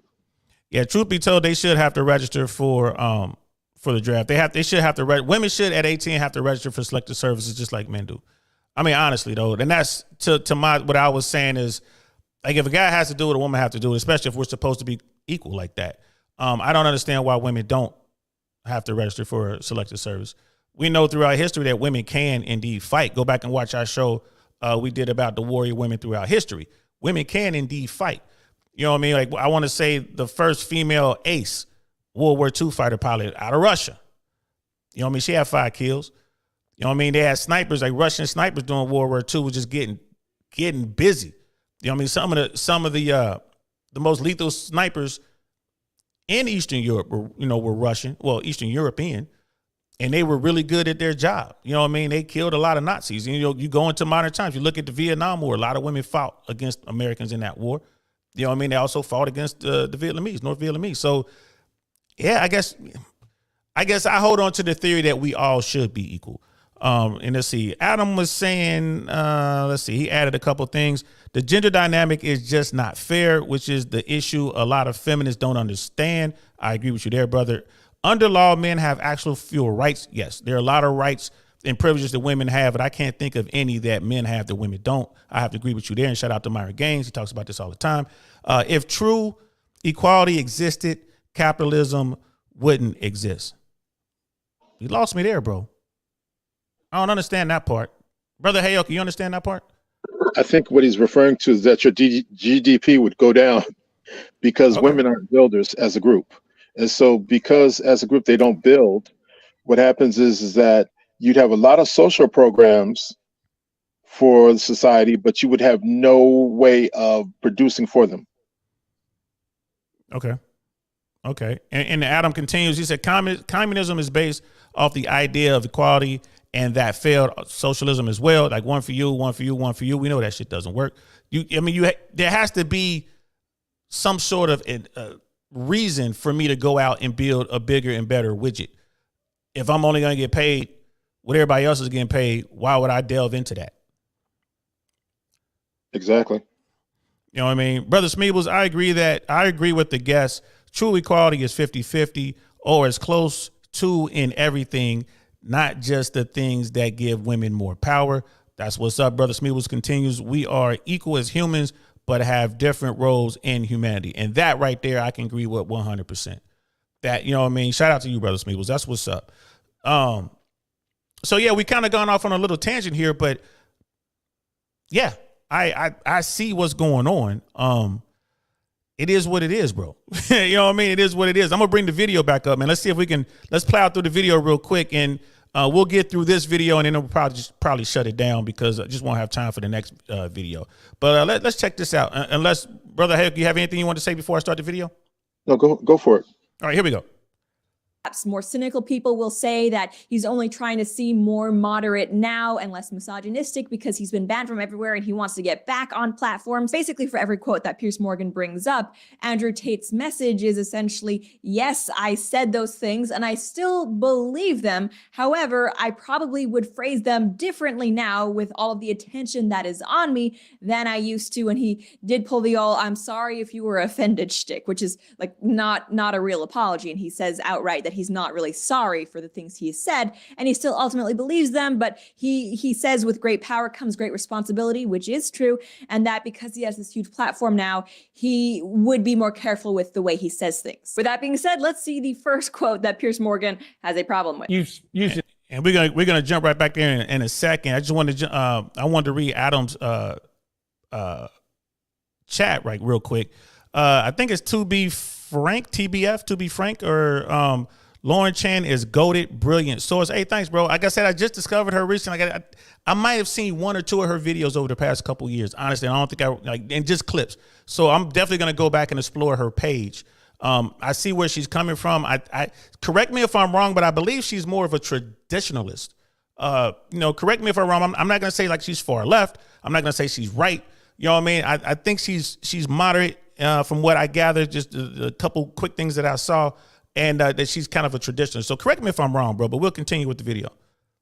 This phrase will be taken out of context. And I'm not sure that is correct in the sense that it still comes out of your mouth. And some of the things some of the things you've said, I just think are blatantly. Well, let's do them. Let's hear them. Let's go through some. Sure. Right? So you said this about Me Too / rape. This is probably 40% of the reason I moved to Romania. In Eastern Europe, none of this garbage flies. You go to the police and say, he raped me back in 1988. They'll say, well, you should have done something about it back then. Honestly, of all the things that Andrew Tate has ever said, this specific quote is, in my opinion, kind of a nothing burger, but this is what Andrew had to say about it. Yeah, so the point I was making was obviously at the height of the Me Too scandal, and also if we look at Amber Heard and Johnny Depp, there's been a lot of high-profile cases where men have been accused of things they did not do without evidence, and their lives have been completely and utterly destroyed. Right. When I say these things, people sit and and say that, oh, he hates women. I don't hate women. I think rape is disgusting. I would take a stronger stance on rape than the British government. I think these people should face the death penalty. But to sit and say that women without evidence can go forward and just make up accusations against men, even though they've been repeatedly proven to destroy men's lives at will,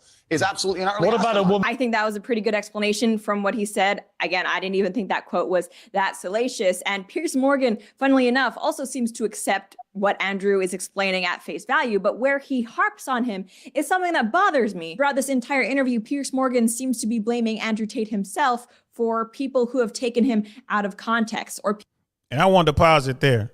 That is what we're talking about here, right? Andrew Tate didn't even have, like, you're banned on this platform and that platform. He only had a Twitter. He didn't have any other platform. He wasn't on any other platforms. All this stuff is coming from other people.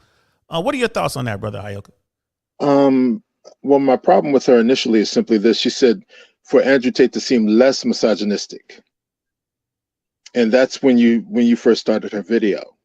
That's problematic. But on top of that, the fact that she would say traditional male role models are now considered extreme or out of place.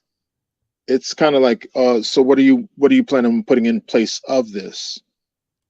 If you get rid of the traditional, and the traditional is now seen as it's kind of like to some degree with a lot of feminists, to be a stay-at-home mom is considered a negative.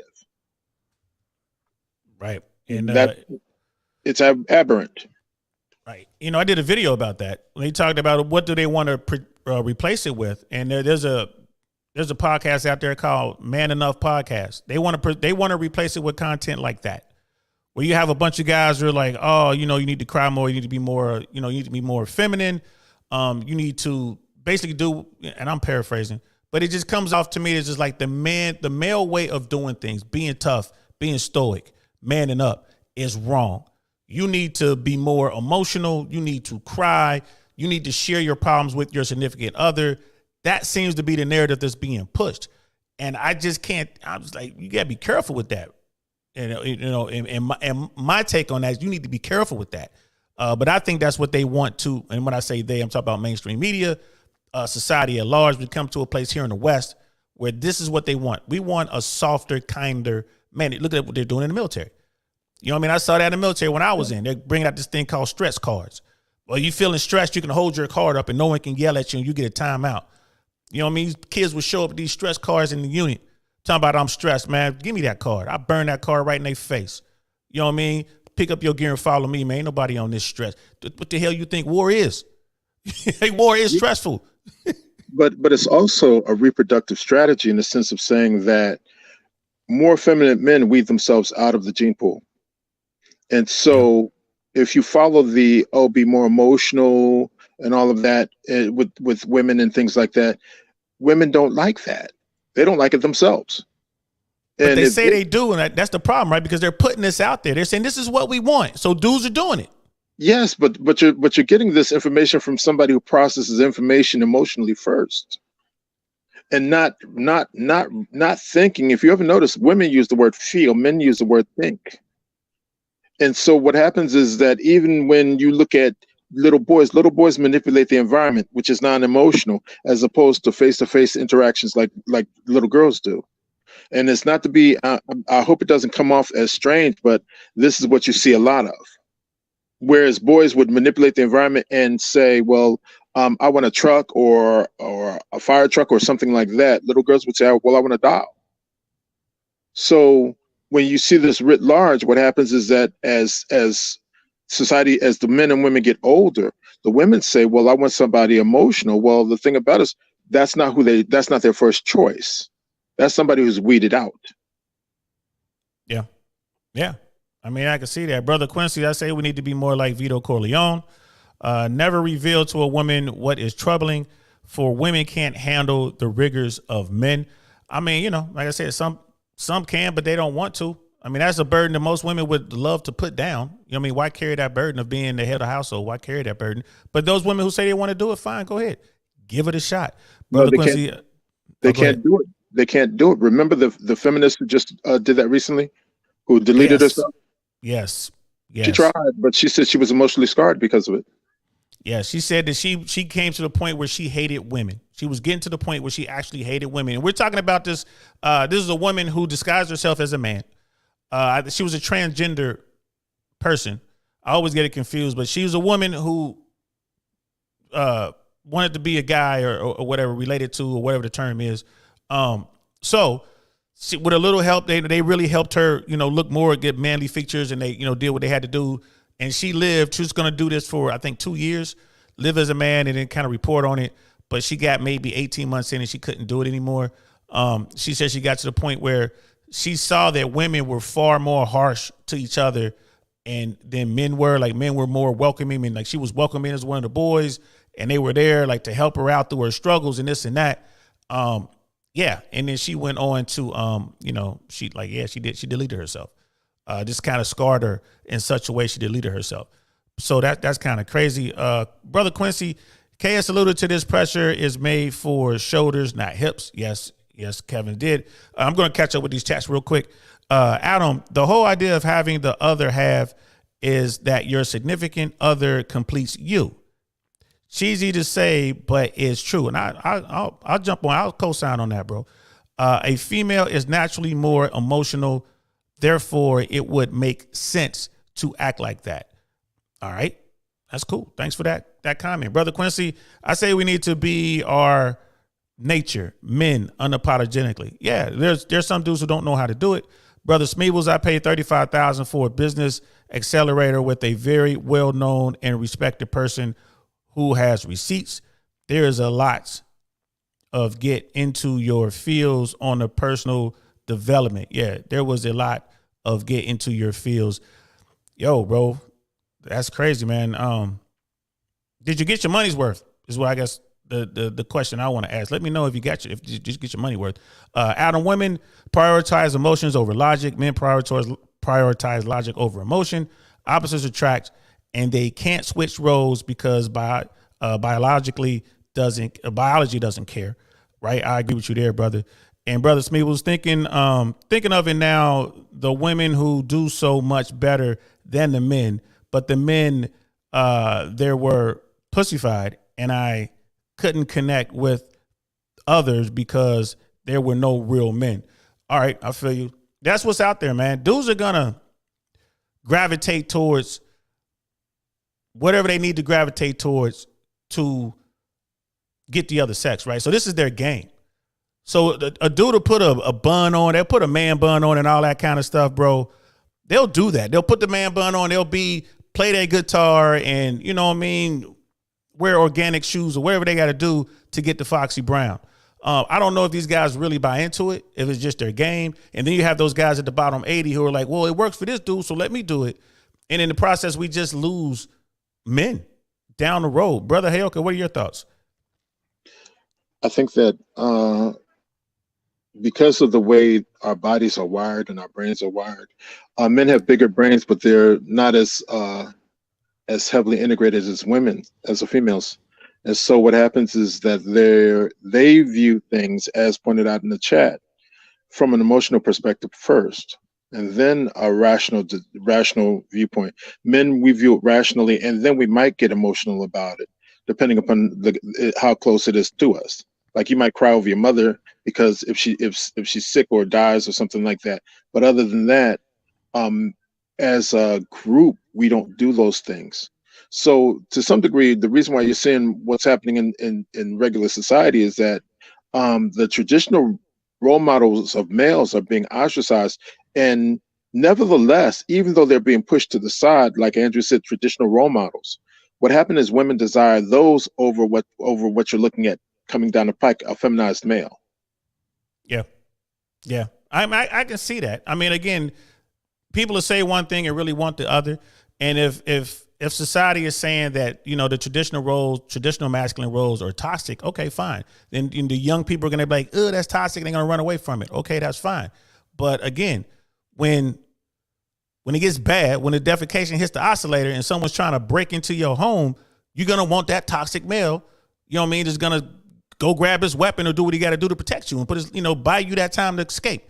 So we don't have that anymore. You know what I mean? Like that XQC kid, like one of the Twitch streamers, it was Andrew Tate was like, you're going to go protect your wife, right? If bad guys are coming in the door downstairs, you're going to go downstairs and protect your woman. He was like, no, maybe she'll go downstairs. Maybe she's a better shot. If they have guns, we're just going to both stay up here and hide. I'm like, bro, if that's what these young males think that being the man is, then we got a problem, yo. We got a real problem. And here's Andrew Tate saying, no, that's not the thing. And it was funny because he got canceled not too long after that. You know, Andrew Tate's got all these Twitch streamers running to him and paying him money to get in the Hustler's U and to get into the war room and coming away from Twitch. There's a shift of money going away. Oh, we got to do something about this. Let's get rid of this Andrew Tate guy so we can get all these little simpy dudes back over here paying money to this platform, right? Because at the end of the day, it's going to boil down to that, right? And Brother Smithers was saying, yeah, knowledge and information was well worth the systems and planning. All right, cool. I'm glad it worked out for you, man, because that was a sizable investment. So I'm gonna jump back into the video real quick, and then we'll just keep doing this. I think we're gonna go another 20 minutes and we're gonna wrap it up.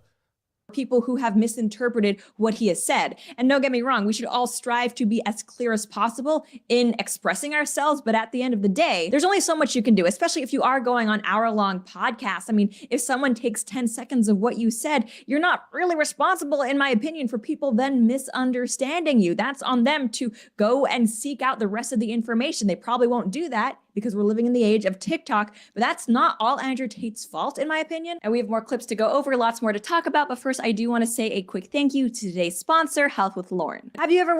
And then her commercial comes up. Brother Jason, defecation hits the oscillator, quoted. Man, hey, bro, quote the stream. That's military shit right there, baby. When the shit hits the fan. You know what I mean? The defecation hits the oscillator, bro. It all changes. So let's jump into it right here. Understand that when that clip appears on TikTok as a clip, and all right, as a clip, completely okay, but it's still something that came out of your mouth. Do you accept that when that appears on TikTok, a lot of young, maybe not as smart as you, young men, right, impressionable teenagers, will read that and go, what's he saying here? Is he saying that rape doesn't exist? And then in response to that, much to my surprise, because right so far, Andrew Tate is seeming very reasonable, he does once more explain to Piers Morgan that people taking him out of context is not really something he can control. Completely. I'm not going to sit here as a professional and say that I can't be taken out of context. What I will say is that one small sentence you've taken was from a 1-hour video where I explained that, of course, rape is disgusting. Of course, everybody should be punished for their crimes regardless of when they happen. But people are not perfect, male and female. And if you give women the opportunity to destroy men's lives without evidence, there's going to be a contingent of women who will do that. And now this brings us to Andrew Tate's next controversial quote that Piers Morgan brings up. And this was one that I actually had heard when I was researching who Andrew Tate was for the first time. It is a more spicy one. If I make a video that 500 people see and 1% of them misunderstand it, that's not a problem. If I make a video that 5 million people see and 1% of them understand. So specifically on that point, I think my sister is her husband's property. She took his last name. She married him. She wanted to join his family. She has said it. And we all know what's up with this argument right here. We've all heard this argument a million times. You know what I mean? I'm in the video right there. But, you know, this is what's going on. And props to little shorty for Lauren for trying to just keep it in the middle. Like she's you know, I got to give her credit. She's out there, you know what I mean, keeping it 100. You know, like this argument about, you know, being married and, you know, this biblical term and this, that, and the third. I get that argument. I think everyone in this chat gets that argument here, man. So what's your take on that, Brother Hayoka? I think that that as far as the wife being the husband's property, I think what he's referring to is that he's responsible for her. And she's not responsible for him, but he is responsible for her. And if you're going to give your life for somebody, as he pointed out, let's say somebody breaks in. If you look over at your girl and say somebody broke in, you need to go get it. That relationship isn't going to last anyway. So it points to the fact that she chose him. She said, "You're going to lead me. I'm going to give you my authority." And so to some degree, she's saying it's a voluntary thing. Nobody can own anybody, but in voluntarily following somebody, they do become responsible. You can make them responsible for you, as in this case, the husband becomes responsible for the wife, and as a consequence, she cedes some of her authority to him. And and Tate went on and said that when he was talking about that authority, he said that the woman would give you that authority. He's not taking it. She would give you that authority to keep her safe. Go watch that whole Piers Morgan interview with Andrew Tate. Brother Hayoka, in your opinion, win, lose, or draw for Andrew Tate in that interview? I think a win. The only thing that I would have problems with is simply this, is that Piers was trying to make him apologize in some way, shape, or fashion. And so he moved the conversation from a series where people say, well, I feel depressed, to clinical diagnosis of depression. That was problematic in the sense that there are actual physiological changes in the brain due to depression. Okay, so he kind of moved Tate off of his off of his point of information. And that's the only thing that I have about that's problematic. Other than that, I would say that most of the interview went to Tate. Okay, I called it a draw.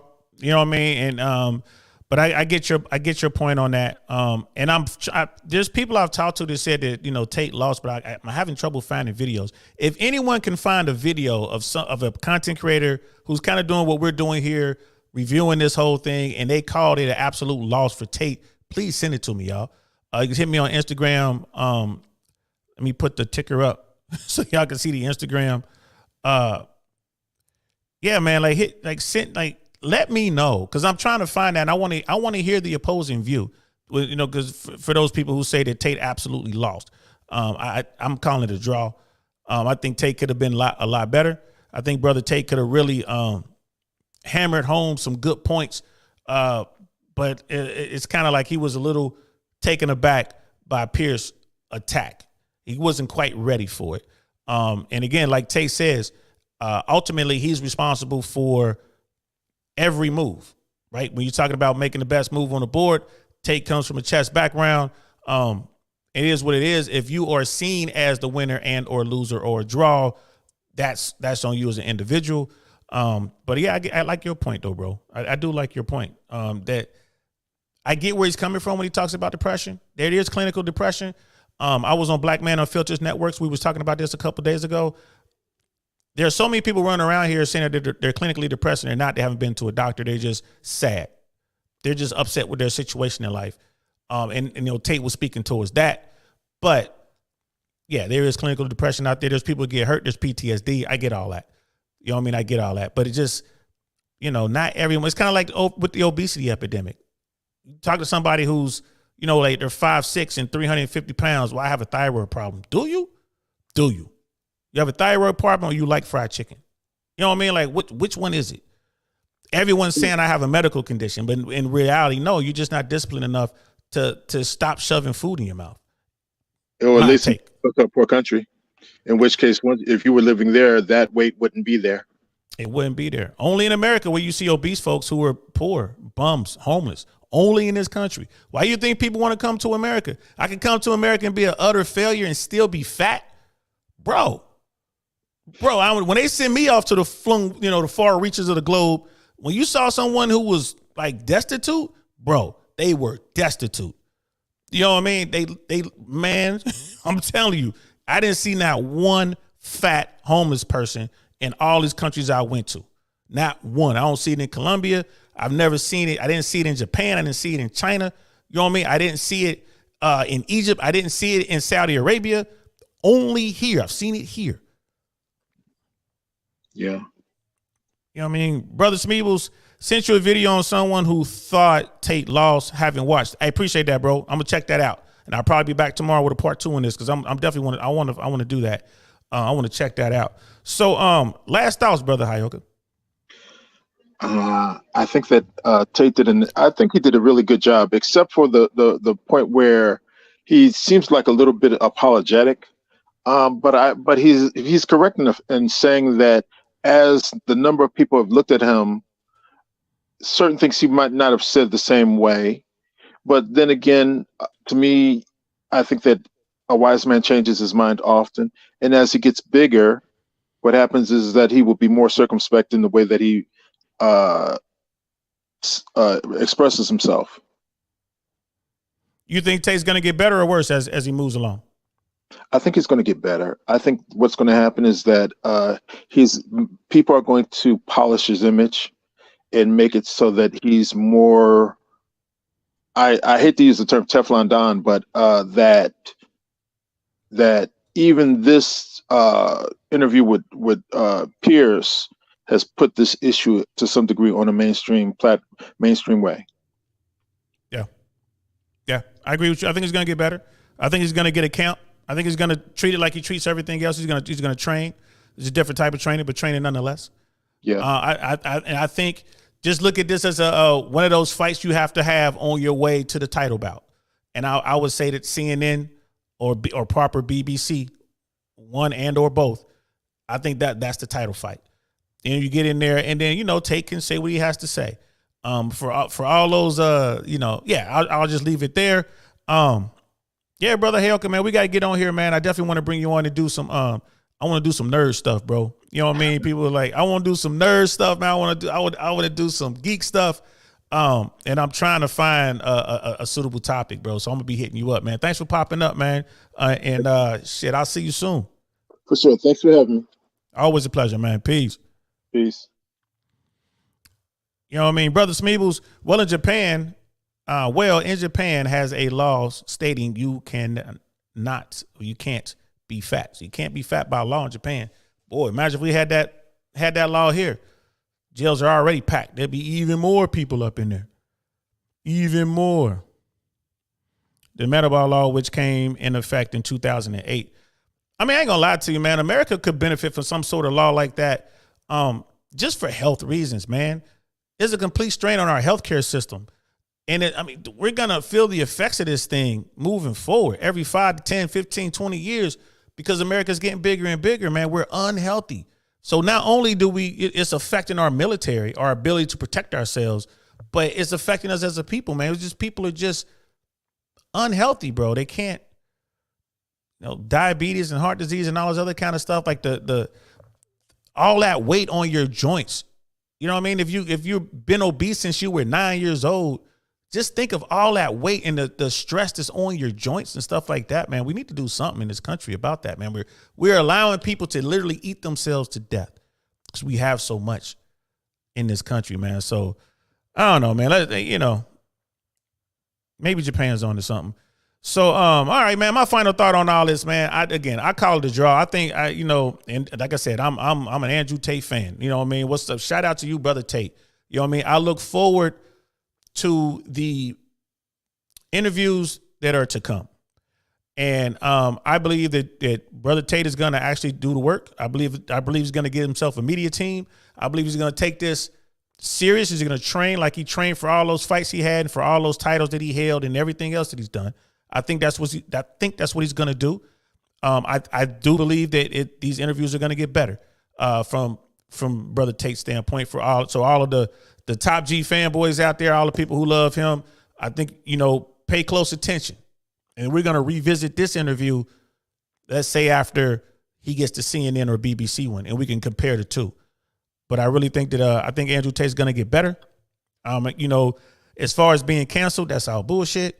Obviously, he's not canceled because we're talking about him now. There's so much out there on Andrew Tate right now. It's insane. And I believe that those social media platforms they're gonna backtrack and they're gonna uncancel Tate. I think that's gonna happen.